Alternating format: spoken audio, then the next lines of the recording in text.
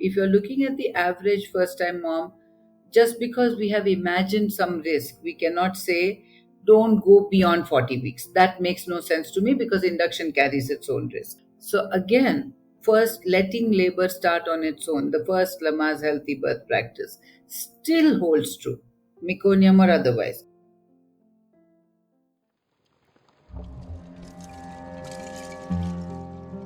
This is the Birth Agni podcast, the fire that brings us alive, that burns myths and opens a channel of authentic natural birth stories.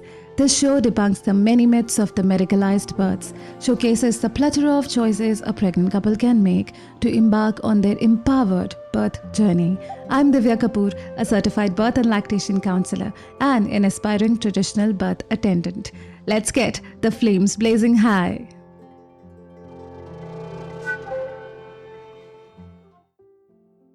What is meconium? In common language, the baby's first stool. But it's not like our stool. Babies swallow amniotic fluid, its own hair, its own secretions, and then the waste that is collected comes out as meconium. Meconium-stained amniotic fluid is when you spot meconium in the fluid when the waters break on its own. We've heard numerous stories of meconium being feared in the hospitals. There are so many settings in which a mother is rushed into a surgery. Some can be right and some can be fear-based. But today, parents dread meconium and they are terrified because it means to them that they're going to have a surgery. To clear the dust on a lot of misunderstood aspects of meconium for parents, today we sit with Dr. Vijaya Krishnan. Many of you might already know her. Dr. Vijaya Krishnan is the founder of the Sanctum Natural Birth Center in Hyderabad, India, and a pioneer in the independent midwifery-led collaborative care model in the country. She's a certified professional midwife, a Lamaze educator, an advanced lactation professional, and doctor of physical therapy. She directs India's only Lamaze accredited program and has mentored most of the country's certified educators. A published author, has written numerous articles in international journals, and an international speaker. She is also a 2-time recipient of the Lifetime Achievement Award for her work with mothers and babies, one by Midwifery Today and the other by IBC Conference 2023. Let's learn from her all about meconium, the good and the bad, as well as about birth, about autonomy, about informed choices, and the role we play in our own health and birth journeys. Hi Vijaya ma'am, I'm so thankful for you to be here. And I came across you with my friend's birth. I had just started the childbirth educator training, and I spoke to her. She was in Hyderabad and told her there's Sanctum, you should definitely go. And she had her birth with you, and we also had her on the podcast. And one of the things that stood out in her story was that there was meconium. And when she reached you, you looked at it and you told her that there is meconium. And she told me that you said that we'll see. There was no scaring. There was nothing. There was just calm around it. You took hold of it and then carried on, and she had her baby. So meconium is such a scary topic for everybody. Every now and then somebody would say, what if the baby poops? What if there is an ultrasound and we know that the baby has pooped? Or can I know it before? How do we prevent? So many things around it, and there's so much fear. So Dr. Vijaya, from all your experience all through these years supporting mums and really giving them a place for them to just let go and be themselves in birth, what has your experience been in and around meconium? Divya, thank you for having me here today. It's been long in happening. We have been chatting about this offline for a bit, and yeah, I'm so happy to be here today. And I think meconium is one of those. I would say it's not that it's not understood. It's just that the number of years I practice, the more it seems to be, undulating in ways that I never thought it would. For example, this thing about, we see meconium on ultrasound. Again, unfortunately, there is no way to just say no one can ever see it, right? But it could be multiple things. no ultrasound, no picture can tell you if the baby has passed motion. There can be a bit of a haze that somebody can see on the scan, and that could be just the baby having vernix. Now, of course, people will say, well, if the baby is at 40, 41 weeks, then the vernix is less likely. But gosh, in clinical practice, we have seen babies at 42 weeks coming with vernix, and we have seen 37 weeks babies not having much vernix at all. So again, it's not possible to 100% say, is it vernix, is it just some, like particulate matter like meconium? But like someone very rightly said, it's like the child must be thinking inside, going, why are they making such a big deal about my poop? Yeah, so it's like, it's to me, that one comment someone wrote, I think it was one of the midwives who wrote this, but I just laughed at it aloud. Like, I just think it makes no sense to make a huge deal out of something even before the labor has started. That's part one. Part two, I think, is for people to understand that yes, there are risk benefits of everything in pregnancy, in life, and definitely with meconium as well. So I would say that let's put out statistics. I think people like listening to statistics, and it's always good to have that out there. So the statistics tell us that anywhere between 15% to 20% of babies will pass meconium. Now, that statistics used to be slightly different even about 4 to 5 years ago. They used to say 10 to 15%. Now they're saying 15 to 20%, for whatever the reason, right? Now, but the number that bothers everyone is the one that we should be aware of, and that's remains standard. 1 to 3% of those babies will have what is called as a meconium aspiration syndrome. Now, that is the one thing that everyone is afraid of. And honestly, as a clinician, I don't want to see babies go through that. But again, if I take say 100 women, and if I say take 15 of those women in labor, their babies have passed meconium, to avoid one baby with meconium aspiration syndrome, I would have to advise immediate cesarean section for 14 out of those 15 women, or thereabouts. So there comes in the question of how do we make informed decisions, right?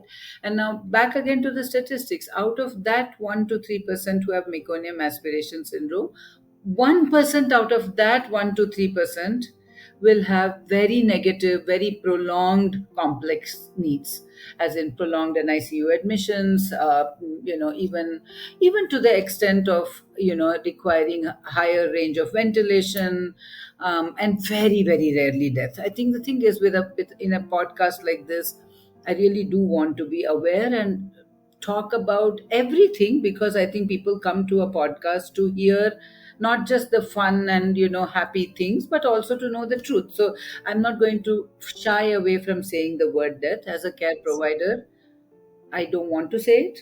I know parents don't want to hear it, but at the end of the day, birth and death are two sides of the same coin. We can control neither. However, in our capacity as care providers, and in our capacity as people who are really working alongside the parents for achieving an optimal outcome, we also don't want to see death or disability. We want to see optimal outcomes, maximum optimal outcomes with least possible risk. And that is where the wisdom, the knowledge, the experience, all of that comes in guiding the parents to make what seems to be a better choice for themselves. Now, I would also say this, that at the end of the day, the parents also have to want to make responsible choices for themselves. If you put it on the care provider at all cost and say, I want a healthy baby no matter what, which again is a very odd thing to sort of put on somebody else, because there are so many uncontrollable variables, then obviously the care provider is going to say meconium, seen meconium, get the baby out by cesarean, without understanding necessarily that even with a C-section you can have complications, either related to meconium or related to not having had the stress of labor to empty out the upper respiratory passage, to get to the stress of labor, to therefore come into the the newborn coming into the world with those that resilience and resources to manage the stress of the outside world. So again, it's about that conversation of pros and cons happening. And when we don't do that, if either the parent expects 100% good outcomes without anyone taking any risk or responsibility and understanding, or if the care provider says that it is my responsibility, therefore God alone knows what they will think, and therefore I better do one thing or the other, then I think that is where we come to this impasse where everyone's like just running afraid of everything. And we see the cesarean rates rising, we see not optimal outcomes rising, we see next births having the moms having gone through birth trauma in order to get to the next birth, and sometimes not ever wanting a child again ever, because of the trauma that they've had. So I think it's important to talk about all these aspects when we talk about, and it can't be just meconium in a vacuum. It has to be surrounded by all this explanation. And my next question to you was one, if you could explain vernix to the audience. Second, was the very same thing. Do you think parents need to amp up their preparation during pregnancy about the various use cases that can happen and understanding of risks? Because either way, birth, like life, like we step out on the road, and that's an example we always give. We step out on the road, there are accidents. If we look at statistics, we should be so scared of walking on the road, driving our cars, but we do it every day, holding that one power in place, because eventually life and death is beyond the power of anybody. And with that humility comes midwifery, and that understanding is going away because of the over medicalization of the aspect of safety that the hospitals have started promoting, which again they're also facing the repercussions of, because then doctors are blamed when they tried their best to do things from their perspective. So yeah, the aspect of shared responsibility in a place like this, and of course vernix. I would say, coming back to that example of crossing the road, 100%. I think that when you, again, for everything, there is a pro and con to it, right? So I talk about it as good fear and bad fear. So the good fear is one where when you're crossing the road, you would look on one side, look on the other side, wait for a green light or red light for the vehicles and green light for you to cross. And that just allows you to be understanding and careful and knowing that if you are just throw caution to the wind, something can happen, right? But at the same time, bad fear is one which paralyzes you on the Right. footpath and never allows you to step out of it. So I think we all need some amount of good fear. That includes the parents and that includes us as care providers. I don't want to be like, just saying, oh, 100% everything is going to be okay because you're coming to a natural birth center. Everything has to be natural. There should be no medicine involved. There should be no cesarean involved. There is a reason why cesareans became one of the most safest surgeries to help a baby or a mom who was really in distress. And over the period of time, it has become so common and people are so good at doing it that, yes, definitely it has become safe. But with that safety comes a caveat that it is a major abdominal surgery. If the dad, or the partner had a kidney stone, and they went to the a kidney specialist and they said, oh, just take out the kidney, they would run away really fast. But because it's a uterus and a womb with a baby inside and there are two lives involved, everyone errs on the side of caution, right? So I think there is some good thing to be talked about the good fear. It allows you, and almost it is like there is also a gut feeling about, there are things about, with the mom especially, we always talk about what does your gut tell you, right? I think sometimes when we don't have these conversations in a space of which where there is not an overwhelming fear and overwhelming anxiety producing scenario, oftentimes the mom will say, you know what, I just don't think it's going well.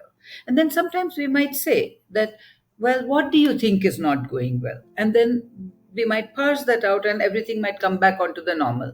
Or sometimes she might really say something which I, as a care provider, again, that's humility, where I might not have thought about it and I might say, well, you're right. Why don't we think a little bit more about this, and then let's see what are the better options, right? It's like when you're walking on a dark night alone on a road, you hear footsteps behind you. There is a sixth sense in you which tells you to keep safe. So I think that's another aspect of this in a typical childbirth environment which we never talk about. So I think if we look at all of that, I would say there is some element where we should be careful about. When there is meconium, we cannot throw caution to the wind.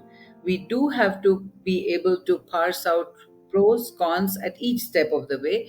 I'll come to that in a minute. Like, when do we think meconium is bad? We'll talk about that in a minute. But this is in the broader scheme of things. All I would want to say is, if we do that exercise and if we have built enough rapport and communication in the antenatal period, if we have, to you said about childbirth education, if the parents have taken some childbirth education in any way, shape, or form and made themselves at least understand to the extent that's possible that what are the pros and cons of everything in childbirth that is offered, whether it is procedures, whether it's interventions, whether it is non-intervention, whatever, I think then that allows us to become partners and, you know, understand the choices that are available and make good decisions.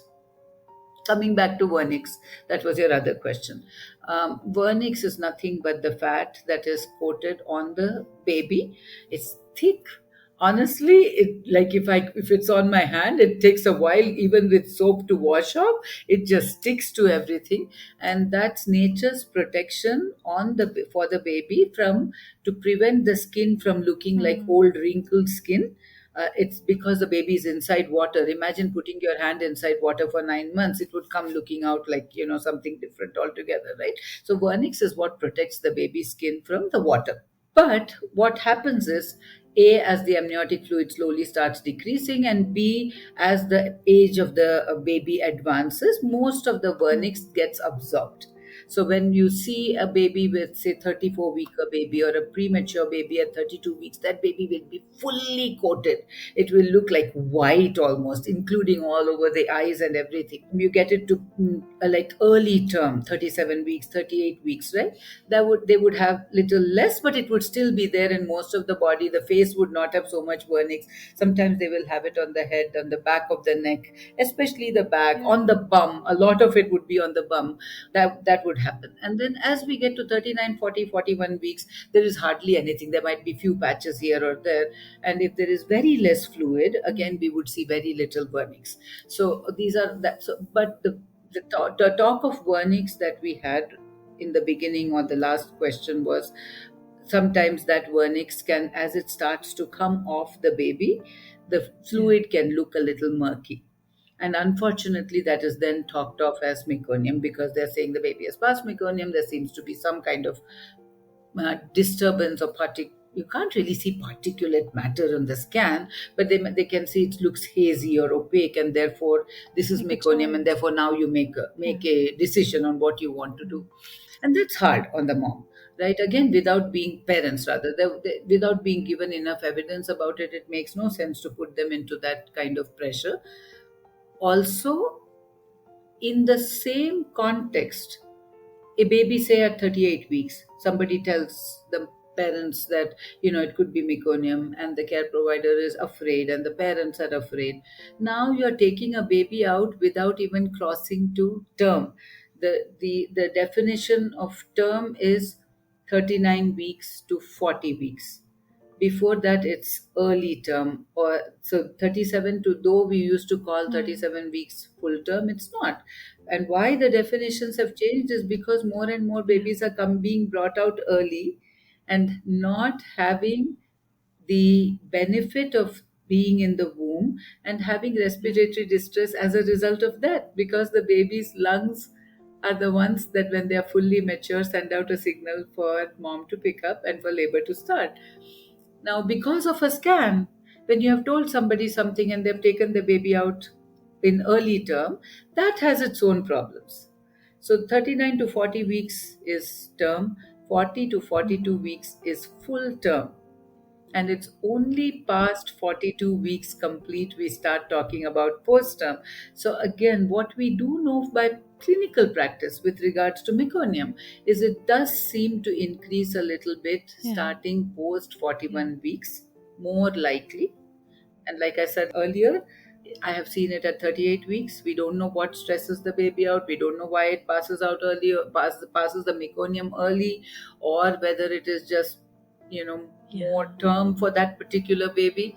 But we have seen clean waters at 42 weeks, and we have seen meconium stained waters earlier on. So I don't think it is 1 plus 1 equals 2, but more likely for the baby to pass meconium as they cross more in over 41 weeks, going more towards 42 weeks and beyond. So, with respect to meconium aspiration, there is also, I think, a confusion there that if the baby has passed meconium, the baby would have it in the baby would aspirate it by default. Or, and I think I'll ask two questions here because they kind of seem related. That sometimes there's ARM done, artificial rupture of the membranes, just to speeden up the labor, and that's the time.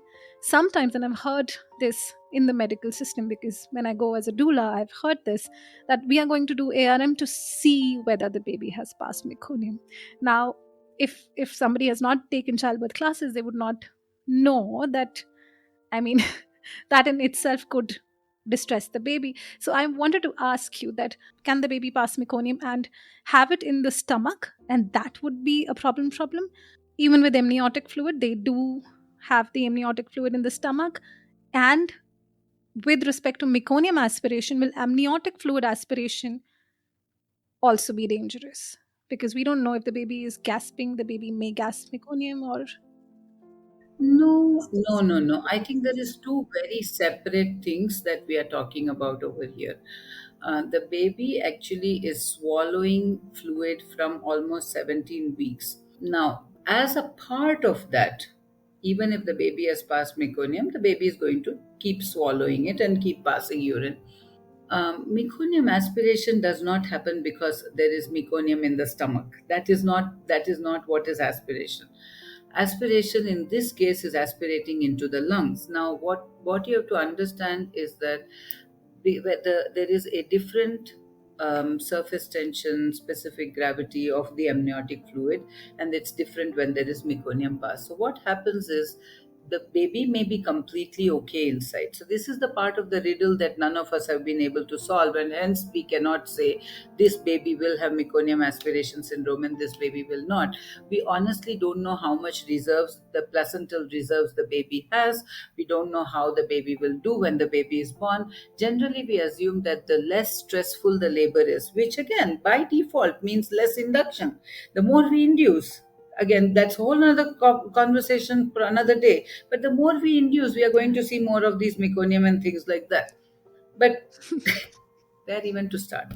Okay, so because of that, so that let's put that and the ARM in a bucket for a minute. But if we just looked at the average meconium, right? So the baby has, say the baby has passed meconium, there is otherwise no indication, baby's heartbeats are perfectly okay, everything is really really good, the birth happens, and then as the birth happens, the baby, as the baby is pushing, suddenly either the four waters rupture and there is meconium, or the four waters have already ruptured before, it's been clear for a while, but as the baby comes out, as the baby is coming out, there's a whole lot of hind waters where there is meconium. Right now, it could be that the baby comes out, cries, everything is great, and nothing might happen, even though there has been meconium, either in the four waters or otherwise. Or the baby comes out, cries, or lets out a little cry, and then suddenly starts having respiratory distress. Now, when there is meconium, you would suspect that, okay, let's wait and watch and let's give the baby some support and see if it's just like a small respiratory distress or whether it is actually related to meconium aspiration. So, the point to understand is this nose, mouth, and throat are already having this waters from the function of baby keeping on swallowing it. When the baby takes its first breath, because our throat has the trachea and the bronchus, it can go into the lungs. Now, this is also the same for amniotic fluid. But what happens with amniotic fluid is that because the baby's first cry and whatever the surface tension of the surfactant that is present, for the lungs is enough to push that fluid outside and for the small alveoli to open up in order for the baby to take its first breath, and not only take the first breath but open out the lungs completely. So whether it's a first good cry or several, several minutes of crying, whatever that might be, that is the all the fluid from the lungs getting pushed out into the system. Now that can take few seconds, few minutes, it could take a little bit longer than that, but however, that's not a problem. Now with meconium, especially the thicker it gets, very thin meconium, very rarely do we see much problem, but again it's not 1 plus 1 equals 2.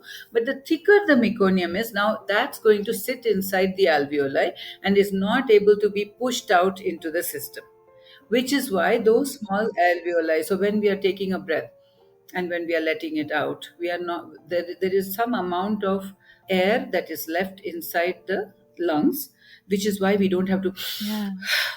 breathe like that, because there is some amount of air that's already inside, and it expands, it contracts with our breath. When it is filled with fluid, now each breath has to be taken. That is the respiratory distress. Now again, over a period of time, if it is very little, the body will push itself out. The better weight of the baby, for example, we know that that can be very helpful in helping the body push the meconium out.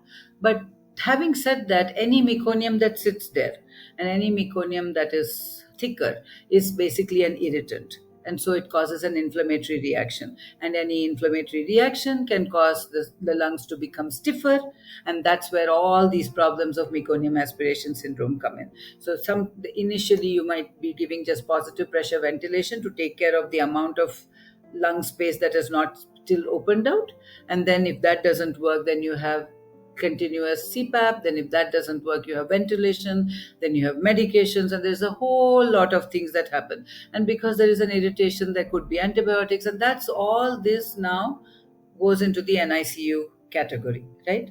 So this is the genesis of meconium aspiration syndrome. It is not just anything that goes into the stomach, because you can aspirate whatever that's in the stomach can cause some irritation, and the baby might vomit stuff out when they breastfeed, but that's not going to affect the lungs at all, nor the respiration.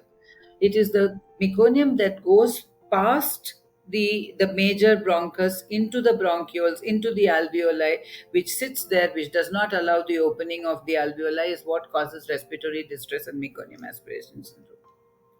Yeah. And so there's a lot of risk benefit analysis here that you'd undertake. So, like you were saying, that even if there is meconium, you listen to the heartbeat to figure out how the baby is functioning with it. And what all parameters do you take care of when you know there is meconium, maybe in the beginning of the labor or towards the end when the mother is about to push? A term baby is healthier enough to be able to work with respiratory distress than a baby who's preterm. So, Yeah, so preterm babies generally, see, that is another story altogether. So I don't want to confuse and muddle the audience's understanding of preterm with meconium, because that goes into a whole different category of risk by yeah, itself. yeah, Um, and for the vast majority of those babies, they would want to be in a setup where there is NICU, tertiary care NICU availability. And those are not the babies that I would want to have any quarrel with, whatever the decision the care provider might take, yeah, because that's a yeah. whole different ballgame. What we want to talk about is the average healthy low risk mom Yeah. with a What I term meant baby. was, yeah, sorry, what I meant was here that even if the rate of meconium increases for term babies, there is a benefit of taking women to term. So maybe all those parameters and Mhm. discussing around that. No, Yeah. I would say I'm not going to worry about taking people to term, because I just feel, because of some unknown, or how shall I say, not unknown, but some misguided risk determinant analysis, we cannot just say end the pregnancy. Hmm. It makes no sense to me. The average first time mom, and even sometimes second time mom, but the average first time mom or even a VBAC mom will birth either minus 1 week plus 1 week, usually plus 1 week. If we go beyond that, there is monitoring systems and things to look for, and then give them options about that. Again, not delving into induced labor, but if you're looking at the average first time mom, just because we have imagined some risk, we cannot say don't go beyond 40 weeks. That makes no sense to me because induction carries its own risk. So again, first letting labor start on its own, the first Lama's healthy birth practice, still holds true, meconium or otherwise, that is somewhere along the line one of the best ways to decrease all other cascades of interventions, and therefore also other risks. So let's get that out of the way. Then comes the issue of what do we decide and how do we make a determination if in labor there is meconium. So if say somebody comes in, they've broken their bag at home, say let's say at 39 weeks, so 39 weeks and 5 days, they've broken the bag of waters at home with meconium. That is the first way labor starts. So generally, again, about 85% of women will start labor with contractions, 15% will start labor with bag of waters rupturing. So if their membranes have released and there is meconium, first we would ask them, is it light, is it dark, whatever. But either ways, we would still get them to the center because we understand that meconium carries some risk with it. So after monitoring, we would sit and talk to them. Now, if they are already, for many of them, the bag releases, they are already contracting. And as they are contracting and as they come to the center, they are getting good strong contractions. The body is smart, it's wanting to get the baby out. Again, you would sit with them and you would talk to them. Okay, now you're 3 centimeters, but you're getting excellent contractions. You're already thinned out, blah blah blah. Baby looks like it is at coming down decently. The descent is good. Pros and cons of meconium aspiration are these. And this is again conversations we have had in classes before. What would you want to do? I mean, honestly, at that point, if the parent says, I want to go for a cesarean, I would try to tell them, your body is doing the work. But I'm not going to say no. As long as they know that there is pros and cons to both, and as long as they know that just going for a cesarean does not prevent meconium aspiration, though it's slightly less because compared to the amount of time that it might take to get the baby out from 3 centimeters, say, to birth versus immediate C-section, there might be less amount of time inside, but still it doesn't completely prevent it. But it is their choice. If they know everything and they decide to go for it, that's a very different story. I'm not the one saying your baby will have meconium aspiration, it's your risk to take. I'm just saying these are the pros, these are the cons, these are the risks, this is the benefit, right? So that is one aspect of it. Now, if they come in with, if they have been laboring for a bit and their bag releases, and they are coming in with even with slightly thicker meconium, for lack of a better word, or let's just keep the example clean and say that they're coming in with thin meconium, but they're now 7 centimeters. The counseling is going to be some completely different. You're doing great, your baby is coming down, everything is looking good, we are going to monitor. There is still a risk. Again, it's not mine to take, it's ultimately their baby. So there is still a risk. However, it looks like you've done so much work. It looks like your baby will come. We'll still have the pediatric team at hand. We'll have everything that's otherwise good. What do you want to do? Very rare for a mom who has worked that hard to say, I want to go for a C-section at 7 or 8 centimeters. It makes no sense, right? Yeah. And then the third aspect is, say someone has released their bag of waters, no contractions, and there is thick toothpaste like meconium.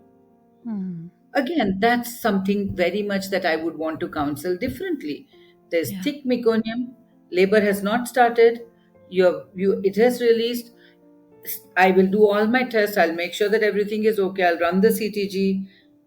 I would definitely say if you want to wait for a couple hours to see if it is starting, we'll do it. But this is not a meconium and that I'm going to want to wait at tralala for a long period of time.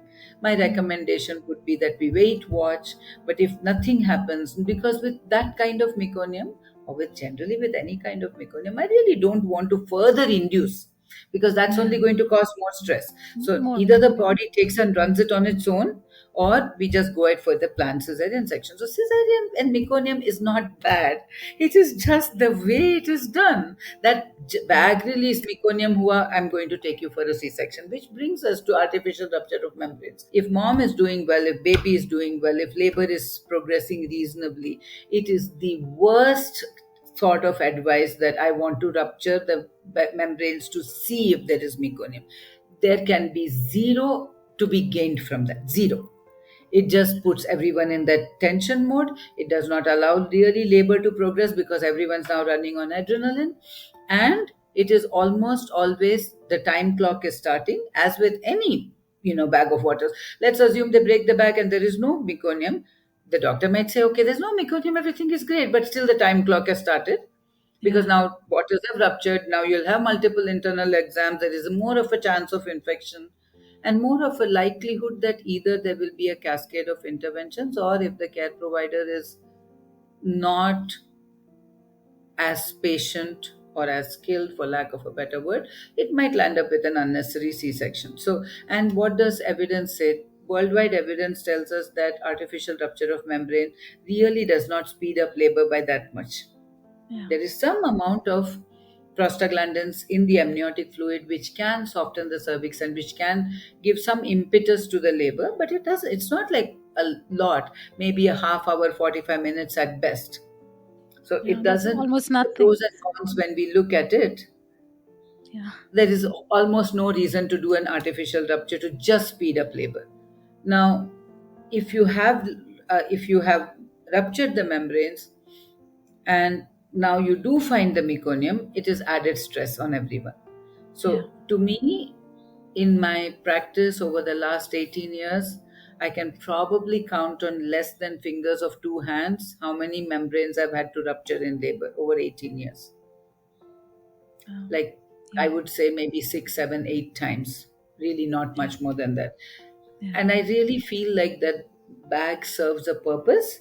It keeps the environment sterile for the baby. It allows for cushioning. It allows for good pressure for them to bring the baby down into the pelvis. So to me, there has to be an extraordinary reason to rupture the membranes, and definitely not to see if there is meconium. Now, can there be a small chance to see it if the baby's heartbeats are from nice normal heartbeats are going up really really high, and if otherwise the labor is progressing, sometimes we may offer it. Again, I don't say anything is never, but the way things are done today in the medical environment as a standard practice, as if that gives us some, like, what shall we say, some gospel of truth. That is not the case. Or that's the only way, which like you have explained so many use cases here with just meconium, which most women would go to a medical facility or a hospital and they would just be given one use case, meconium, you're risking your baby, and so much fear, which kind of just takes the physiological aspect of birth.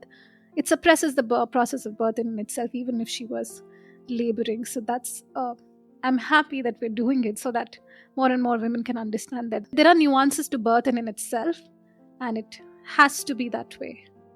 And here is the thing. Having done this for so many years, have there been times when everything, even in our center, when everything has looked right and still the baby has had the odd time that it has had MAS? Yes. And I wish we could say that it never happens, but that's not the case. So the point is not to say that everything is in a perfect world, everything is optimal, but we are also humans taking care of other humans, and we make judgments based on the facts that are there at that time, and the conversations that we are having, and the ability to present it, and how much strongly the parents want a natural birth. And if somebody says no, we say, okay, that's it, fine. Have you considered it? Have you really considered it? We're going to ask the question a couple of times, but we are not going to drag them into labor and birth. But at the same time, it makes no sense to not offer those questions and not offer those things just because the occasional time it lands up. And again, I wish we knew beforehand which baby has how much reserve. We don't. And that's the only truth that I know after practicing for so many years, that baby A might actually sound not so great, and in between it would come up and sound really good, and sometimes it'll go down, and we'll be looking at each other saying, okay, what do we want to do? And we'll tell all the pros and cons to the parents, and then we think, oh my God, just keep everybody on hand, be on our toes. Baby comes out and looks great. And Agree. we'll all take a sigh of like, yeah, it's so good. And then there is this perfect baby. Everything is great, great, great till the end, and comes out and says, you know what, I don't want to do anything anymore. And we are like, we have to have the skills for that as well. And Right. honestly, I feel here's the thing. The most important thing that we train for over the years is to take care of those emergencies. For the vast majority, we train to say, I'm here to help you. You do the Yeah. work, I'll monitor, and let's just have a good peaceful birth. But in the actual, I would say, the service element of midwifery, obstetrics, whatever you would call it, and the intuition, the gut feeling, the practice parameters, the guidelines, everything comes in for those rare events when there is an actual emergency, whether it's meconium, whether it's postpartum hemorrhage, whether it is, a baby that comes out not related to meconium at all, but there is a baby that comes out and doesn't want to breathe. I have to be great with my neonatal resuscitation skills, right? So those Yeah. are the times that you train for, you drill for, and you make sure that you have the ability to do what needs to be done. But you also have an excellent team around you for that. Yeah. But beyond Yeah. that, I think it's just unnecessary fear leads to unnecessary interventions, leads to unnecessary trauma, both physical, emotional, and everything else. Because we know that Yeah. every time we undergo a C section, how many placental disorders increase? We know that worldwide, placental disorders at placenta attaching lobe, previa, attaching through the uterine wall, attaching through the uterine wall and going to the connective tissue structures or the bowel and the bladder, that's increasing at an alarming rate. And Yeah. many of them we can't find out until the next pregnancy. Yeah. Sometimes that can lead to a hysterectomy. Now, again, I'm not saying this that people should stand on one leg and demand a vaginal birth. Absolutely not. Definitely have these conversations with your care provider. And if that is what the cesarean seems to be the best option, absolutely take it. Just because there is increase in placenta previa, you cannot say I'm going to negate every other Risk um, everything you now. know um, a danger that is there right now, right? So obviously Agree. that's the case. But I think there is something to be said about picking the right care provider, sitting with them, asking the questions, educating yourself. There's so much time that one spends on, getting the best maternity shoot and getting the best kind of, baby, what do you call it, the registry and so on and so forth. And I think if at least 1/10 of that time was spent on actually understanding and educating yourself, I can't say you will avoid every negative outcome, but at least you will Yeah. go into it and make your decisions and feel reasonable about it, saying that this was Yeah. how it was. No matter I tried everything, I still did have XYZ as an outcome, but I feel good that it was a good Yeah. decision, a combined participative decision that we made. Yeah. More trust in the process and more trust with the provider as well on what they're now telling me comes from education, because I was seeing this reel one of these days that there was a birth where the woman was induced 3 to 4 times. The baby passed meconium. They still waited for normal birth. Now the baby was in an ICU, but the mother was blaming the doctors because they supported the physiological birth. Now the doctors must have taken a risk benefit analysis, but like you've just explained, we don't know a healthy baby could have Yeah, distress. Not if there is a yes. big uncertainty to birth with all this work and the continuity of care that speaks through your practice, Dr. Vijaya. That's something so lacking in the medical system when there's just black and white. The gray and the shades of gray, I'll say here, are hardly ever discussed with parents. And it's a lot of work for the parents also, which some parents take very beautifully, which some parents get scared about. That, okay, now I have to decide all these things. But it comes with change of perception, understanding the life is all about we taking care of our own health. So, about the continuity of care, what would you like to say to parents? How do they should understand this? Yeah. Yeah, definitely. I think let's say what is continuity of care? Continuity of care is when you have the same care provider or small team of care providers who care for you, say even sometimes from preconception, but let's say even early conception all the way through your entire antenatal checkups, or even not early conception. I'm going to say, even if somebody comes to me at 32 weeks, I still provide the same continuity of care, because it's the same team taking care of you in the antenatal period, sitting with you, talking with you, helping you understand all your risk benefit analysis. And that comes very specifically from the midwifery model of care, and especially the autonomous midwifery model of care that we practice. Yeah. Anything else is generally couched from the lens of the hospital policies and protocols. And even though a particular doctor might be reasonable, you would still find some element of hospital policies coming in, and vice versa. Hospital policies don't dictate much, but it is the practitioner's protocols. Whereas in this kind of model of care, it is really individual focused rather than system focused. So that helps quite an extent. But back to continuity of care, it's the same person or the same team of providers helping the parents right from the antenatal period all the way into the labor and birth, and into the postpartum, into the breastfeeding, all the way up till 6 weeks postpartum at the minimum. So that allows for better trust to be established. And this morning we had a sweet mom give birth. Her husband, I mean, honestly, he had like a few days that he had to go back. They had come from Chennai to give birth. The mom had been following us for almost 6 years. And there was hardly any questions. She just said to me, even at the first appointment, the only reason I'm very happy with whatever care you provide. I've listened to all the stories. I've done everything here. We did discuss her individual, whatever her health related stuff was. But she said, I want to come to avoid trauma. That was her main thing. I want to avoid birth trauma. And I was like, wow, she is extremely clear in what she wants, right? Anyway, long story short, cut to the chase. They come here at 36 weeks. Couple of appointments, we see them. The husband says, I'll go back and come back within a couple of days. She has to go into labor. Just like that. She's like, no, She you're goes not into going. labor. Yeah, and no, and he goes. So she basically comes in with her mom and a friend of hers, and everyone's outside, and she births a baby with us. So there's no partner, no nothing, but there was so much calm. Like, she was in between pushes. She was like, am I pushing right, or do I do something different? And she would smile and she would push. And so it's, again, coming back to your point, I think the part that has to be sort of parsed out is, there is a finite amount of knowledge transfer that can happen. It cannot be infinite.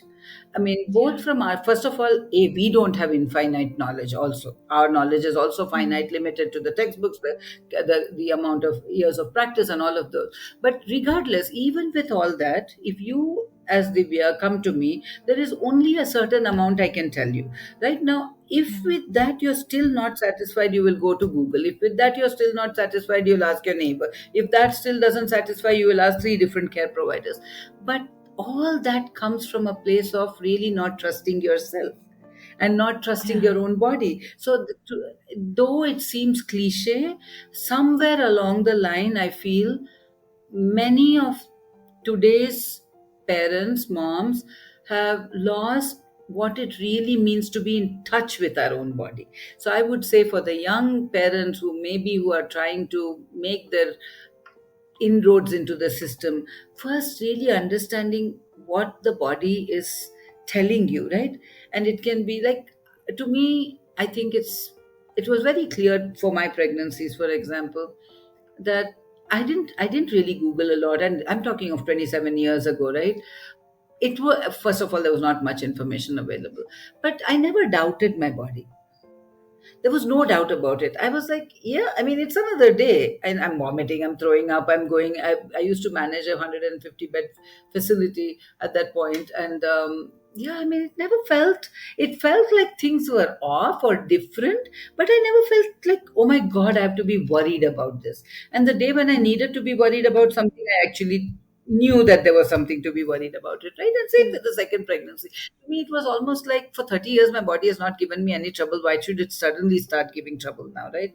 So somewhere along the line, I feel, when mothers or, young women start to be in touch with their body, look at their health, understand what is good for them, have healthy lifestyles, it almost always translates into better understanding of whatever is told to them, even in the care process.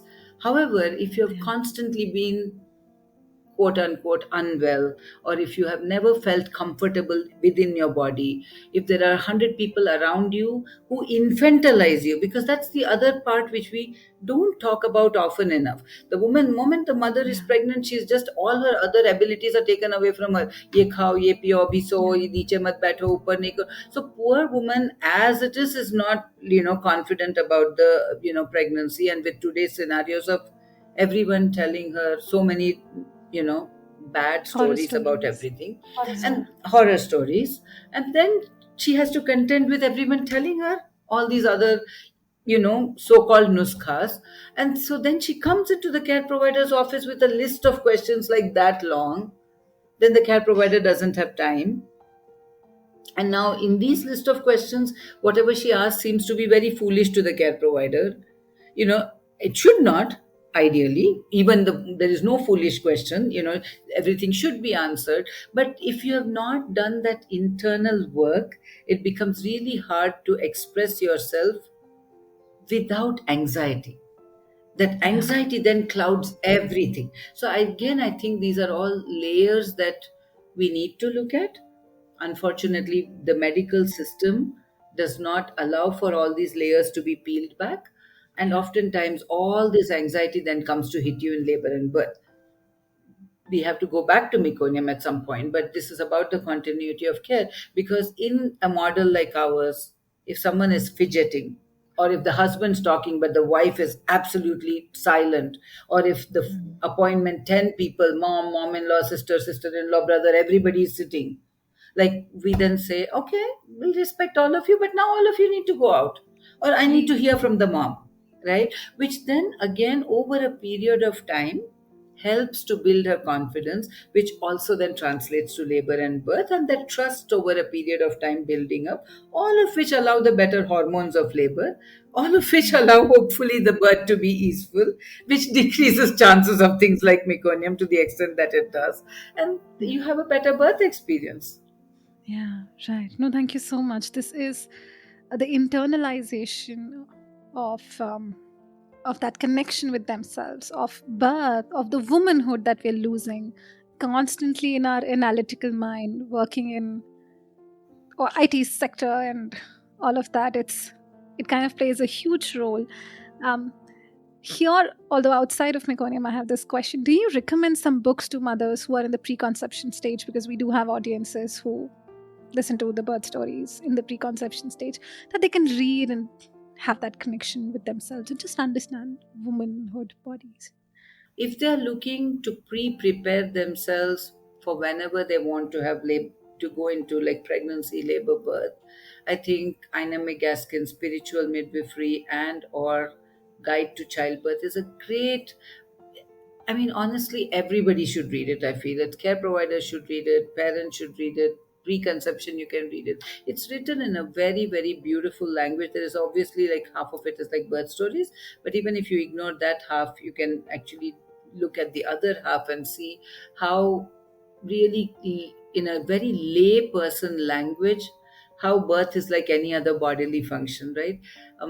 Sometimes when people come to me and they talk about, what's in the birth center, and we are a hospital, we are licensed as a hospital, obviously, because there's no birth center category. We do have an operating theater, we have level 1 and ICU, we have all of that. So when we're talking about all of this, oftentimes I'll tell them, like, you don't go to sleep every night and keep a ventilator next to you just in case you stop breathing. It's like that. Yeah. You don't just think about the worst possible thing Just that can happen all the time. And when we come at birth from that, like, it is an emergency, I need to choose the very next door hospital because some crazy thing can happen all the time. I'm here to tell you, in over 18 plus years, we have had maybe one or two major emergencies where we have really needed to hurry burry everything, get the woman in, get the baby out, or do whatever needs to be done. Major emergencies are rare. Body that made the baby knows how to bring it out. Again, as cliche as that might sound. But I also think we need to have a sense of awe about our body. how many functions go on without us ever understanding everything. Do we keep thinking, oh, how does my ear hear? Like, oh, this is where the sound waves go. Oh, there are little hairs that actually stimulate, and then there is a middle ear. We just hear and we say, yeah, I'm able to hear. And when we are not able to hear, we say, oh, maybe something is off, I may not able to hear, I mean, it's as simple as that.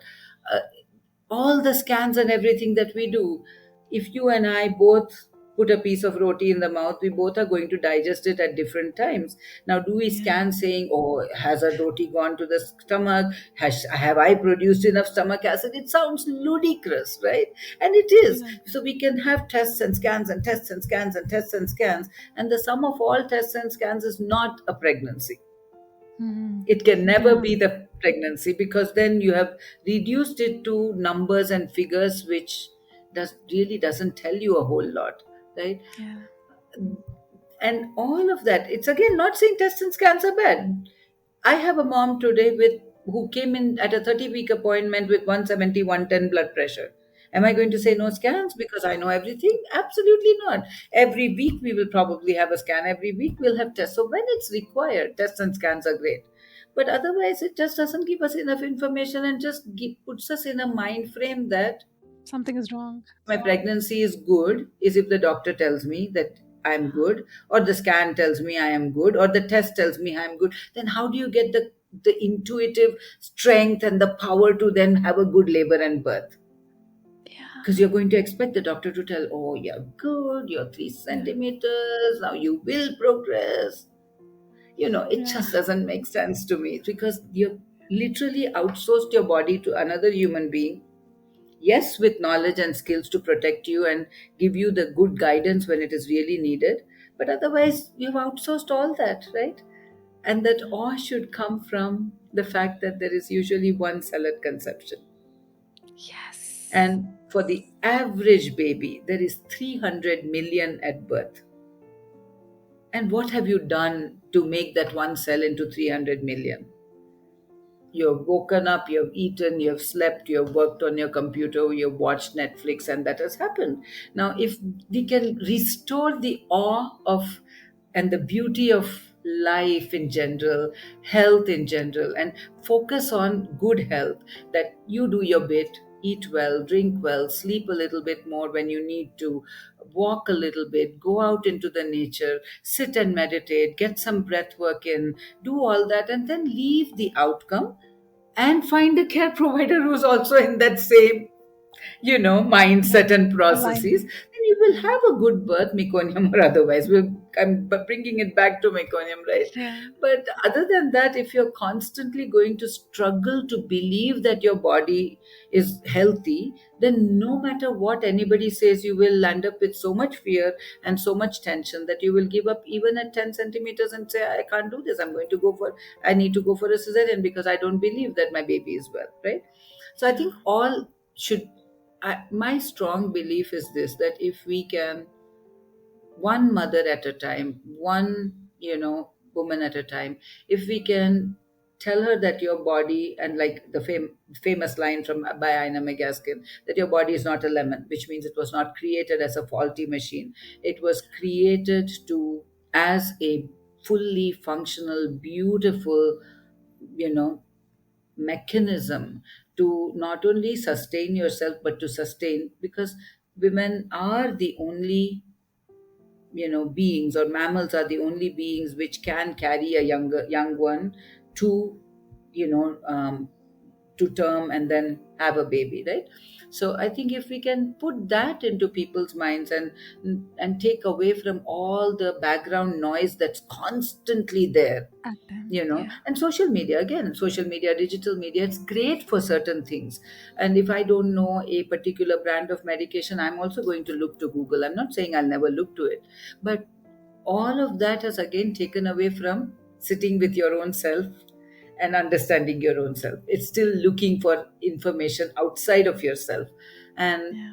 while for some people that will work okay, for most people, what you want is a community of people. That's why our grandmoms birth so well, a Yeah. community of women who are relatively wise, for I'm doing quote unquote because I'm not sure what that wisdom means, but relatively wise, coming together, holding space, nourishing her body, nourishing her soul, telling her stories of their own births, whatever it might be. And then the walk to the village well was actually that, right? People told each other stories of All the time. sexuality, perhaps, Yeah. stories of birth, stories of their families, and that would be where all this wisdom would come from, that ये तो देखा है हमने, ऐसी कोई दिक्कत Mm. नहीं है.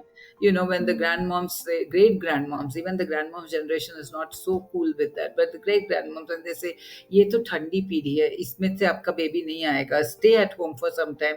That is wisdom of many moons that they have seen, many pregnant cycles that they have seen, versus अभी जाओ, अभी तो अच्छा अच्छा खासा दर्द पकड़ गया है. So I think Mm.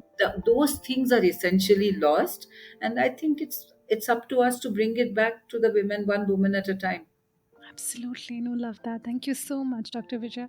I wanted you to summarize telling women how they should approach birth. I think you've done it so beautifully, encompassing all the aspects of intuition of themselves, connection, social media, the community support, which yet again is so lacking because we are looking at experts, but then again we are not in we don't have the wisdom sometimes because we don't have, but the women who are birthing with you, the women who are birthing in a more physiological space, when they share their stories, we can have that connection, and again from a place of balance and not just all good or all bad, just having that nuance in all the conversation and wisdom to go back to yourself and connect with yourself.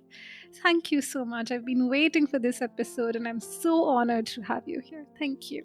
Thank you so much, Divya. I hope that your audience gets what they need to get out of it, and I wish you all the best. And by doing these kind of podcasts, you're doing your part of creating some illumination around these aspects of labor, birth, pregnancy. So well done, and thank you for doing it, and thank you for having me here today. Thank you so much, Dr. Vijay. Thank you.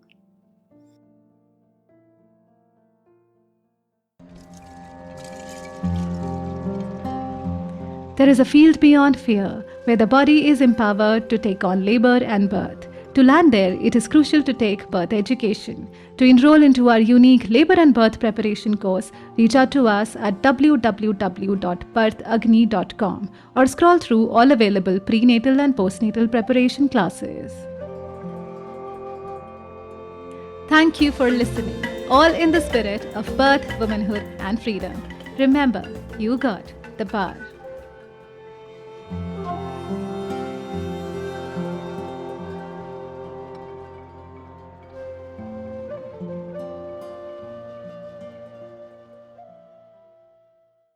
This podcast is about physiological birth and does not offer or claim to provide medical knowledge or diagnosis.